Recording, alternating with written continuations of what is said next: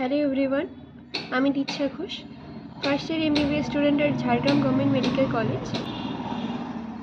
তোমরা যারা NEET 2024-এ appear করছো তাদের এক্সাম 5 মে 2024 কন্ডাক্ট হতে চলেছে। তো এখন থেকে যদি ধরতে হয় মোটামুটি 2 মান্থস বাকি আছে, 2 মান্থসের একটু কমই হবে। এই টাইমটায় যতটা এক্সাম আগিয়ে আসছে তোমাদের মনে একটু হলেও ভয় লাগছে মনে হয়। আমারও এই সিচুয়েশনটা পেরিয়ে এসেছিলাম আমিও। ভয়টা সবারই হবে, এটা স্বাভাবিক ব্যাপার। ভয়টা যাদের হবে না তারাই একমাত্র জানে যে কেন তাদের ভয় হবে না। হ্যাঁ, যারা ঠিকমতো খেটেছে তাদের ভয় নিশ্চয়ই হবে, কিন্তু এটাকে ওভারকাম করতে হবে। এই ভয়টাকে যারা ওভারকাম করতে পারবে তারাই ভালো রেজাল্ট করতে পারবে। হ্যাঁ, আর জানি নিট এক্সামে এবার অ্যাপিয়ার করছে 25 lakhs-এর মতো। কালকে যা রেজিস্ট্রেশনের নোটিশ দেখলাম আমি।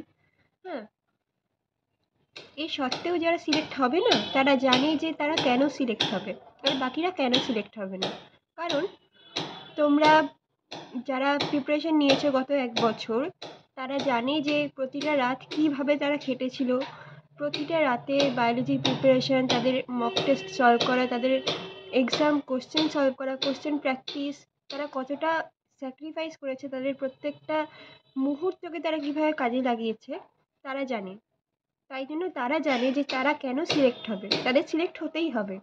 এটা একটা সাবকনশিয়াস মাইন্ডে তাদের আসবে যে আমাকে তো সিলেক্ট হতেই হবে, কারণ আমি যথেষ্ট খেটেছি, আমাকে সিলেক্ট হতেই হবে। আমারও এই টাইমটায় গত বছর যথেষ্ট ভয় লাগছিল, যে মনে হচ্ছিল কি হবে না হবে, এত কষ্ট করেছি, সারা বছর এত পরিশ্রম করেছি, তার ফলটা আমি পাবো কি না। তুমি বিশ্বাস করো, তুমি নিশ্চয়ই পাবে। আমার মনে হতো যে আমি যদি না পাই কী হবে, কিন্তু তা সত্ত্বেও সাবকনশিয়াস মাইন্ডে আমার এটাও মনে হতো যে আমি যথেষ্ট পরিশ্রম করেছি, আমাকে তো সিলেক্ট হতেই হবে। এইটা মনে হবে। তোমরা যারা প্রিপারেশন ঠিকভাবে নিয়েছো না তাদের সিলেকশন তো হবে, এটা বিশ্বাস করো এবং প্রিপারেশনটা চালিয়ে যাও। যতগুলো দিন তোমাদের হাতে আছে তোমরা তোমাদের বেস্টটা দাও, কারোর সাথে কম্পেয়ার করো না, নিজেদের উইক পয়েন্টগুলো স্ট্রং করার চেষ্টা করো এবং মক টেস্ট অ্যাপিয়ার করো, এক্সাম এনভায়রনমেন্ট ক্রিয়েট করে সেটাকে ফেস করার চেষ্টা করো। যদি তোমরা বাড়িতে অনলাইন প্রিপারেশন নাও, আমি সাজেস্ট করবো যে ওএমআর শিটে এক্সাম দেওয়ার। এতে তোমাদের অনেকটা এক্সাম টেম্পারমেন্ট তৈরি হবে, এতে তোমাদের সুবিধা হবে।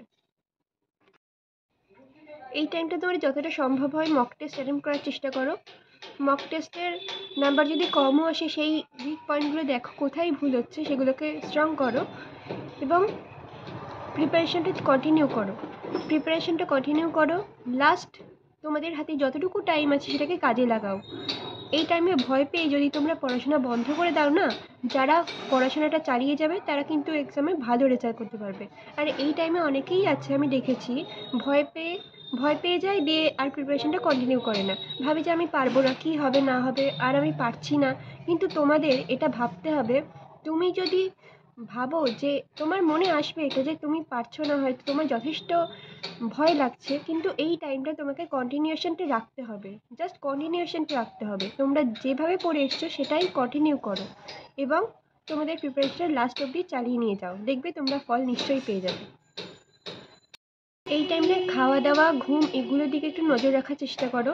আর তোমরা যদি পড়তে পড়তে এক্সস্টেড ফিল করো কখনো, তো সেই টাইমটা তোমরা যেটা ভালো মনে করো নিজের জন্য সেটা করতে পারো কিছু সময়ের জন্য।